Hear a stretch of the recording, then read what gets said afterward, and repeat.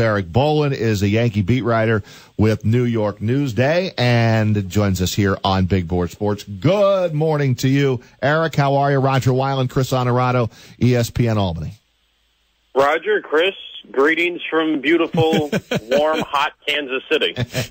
Let's start with the shaky, I guess, if there's any weakness here, and look, the Yankees have been great, and their win-loss record, I think, is better than any Yankee fan would have predicted preseason, but you still have to look at their rotation as being a little bit on the shaky side, and we saw it rear its ugly head over the weekend with Severino not a good outing, Tanaka not a good outing, and now tonight you got CC Sabathia, and he's really had a rough start to the season. Yeah, look, Roger, and I think we talked in spring training or toward the end of spring training, and I told you then what everyone who follows this team and what General Manager Brian Cashman himself has said all along, which was going into 2017, their biggest concern surrounded their starting rotation, and it was everything from CC Sabathia's age and still recent injury history to the inconsistencies, so far demonstrated in the young careers of, Luis, and then not quite as young careers as Michael Pineda, and who would be that fifth starter. Jordan Montgomery emerged, in that role. The only sure thing was considered to be Masahiro Tanaka, and to me, he still, and I know he's had a couple of real awful outings, most notably certainly the season opener in St. Pete against the Rays, and then this one Sunday night against the Astros, probably the worst start of his career. But I still put him in a separate category in terms of concern. I think his numbers are going to be there, pretty similar to what they've been the last 3 years at the end of this. But it really they've had a couple of turns through where it looked really, really good. The last turn through the rotation, obviously, it hasn't looked very good for any of them. And for, like you said, Sabathia, it's now been 4 in a row. When you look overall, though, Erik, at this team, how surprised are you? And do you think this Yankee team, from what you've seen now, maybe have arrived a year earlier and can stay in contention in the American League East throughout the course of the season? I think they can for a few reasons, and it was never realistic that this team was going to play 700 baseball. They were the way they were after that 1-4 start. I mean, what did they win? 20 out of 25 games. So I think people got a little bit carried away with that. But to me, the sustainability is possible because I think this team's going to hit all year, and you saw it even losing 3 out of 4 games to the Astros. In a couple of those games, the Yankees were down big, and their offense still, put some crooked numbers on the board and, made those games probably more interesting than they should have been.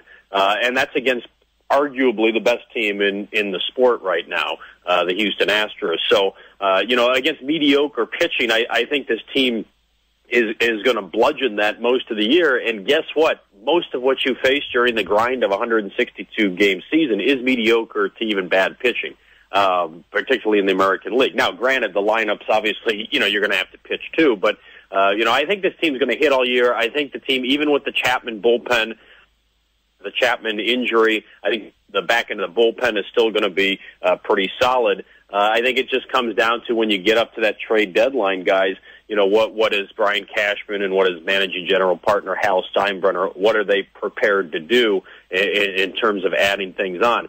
I think the AL East as a whole is, I don't want to call it mediocre, but there's no super team there, and I think that also helps the Yankees. You don't have a Washington Nationals there. You don't have a Houston Astros there. You don't have someone that's going to, just going to kind of run away with it. All those teams that have flaws, the Orioles have starting pitching issues. The Red Sox have starting pitching issues. The Yankees certainly have starting pitching issues. The Blue Jays are trying to fight their way back after just a horrendous April, and the Rays are the Rays. They're going to pitch and not hit very much and kind of hover, 2-3 games below 500 or scratch their way back to 500. But there's just no super team, and so I think that helps. That'll help the Yankees too to stay in it. I really think, am I going to call them a playoff team? I'm not going to go there yet, but I don't see any reason they don't carry this into September as at least a playoff contender. Hey, Erik, Chris Honorato up here with Roger as well, and we've asked you previously in our past conversations about your Cleveland roots, and we'll bother you with that towards the end of this conversation with the NBA playoffs going on. But I'm hoping you can give us a little perspective. I've never stood next to Aaron Judge. I know that you have, obviously. How small of a human being does he make you feel? Extremely small. I mean, I'm not very big to begin with, 5'10", 185, 90 pounds. So I'm, certainly in any clubhouse or locker room with professional athletes, I'm not going to feel particularly big. But, yeah, I mean, he's cut from a different mold than what you see the typical baseball player. And really what it reminds me of is either my NFL days when I covered the Jets, or even before that when I was a general assignment reporter, and occasionally I would do NBA, and you'd go into a Knicks or Nets locker room or an opposing team's locker room, and you just see the sheer size of some of those guys. And, Judge has that type of physique, 6'7", 280 pounds, and he's not built like an offensive lineman, obviously, or anything like that. I mean, he's very graceful how he moves in the outfield, incredible bat speed. He's unique. And the thing of it is that, as much as we as media people may marvel at his size and his abilities given that size, we pale in comparison with the amazement expressed by his teammates who share a clubhouse with him. Cool. We're talking with Erik Boland. Erik, I'm here to talk about the negative of the Yankees right now. I'm a negative guy here for a couple of minutes this morning.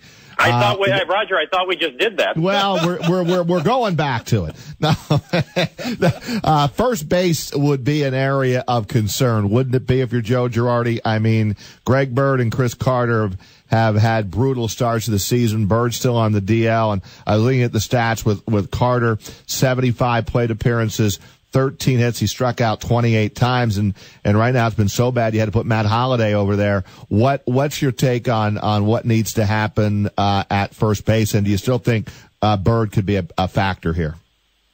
Well, I mean, I think, look, you have to take the long view of this. He's dealing with a bone bruise. Those are notorious. That's the type of injury where people hear that, I think, outside the game, and like, oh, it's a bone bruise. What can that mean? That's not an insignificant injury by any stretch. It's still early enough in the season to where you don't start making plans for first base the rest of the way. But that said, I always say about these injuries, it's always a concern until a guy is back in a lineup. And so he's not making the kind of progress that, the Yankees or he certainly would like.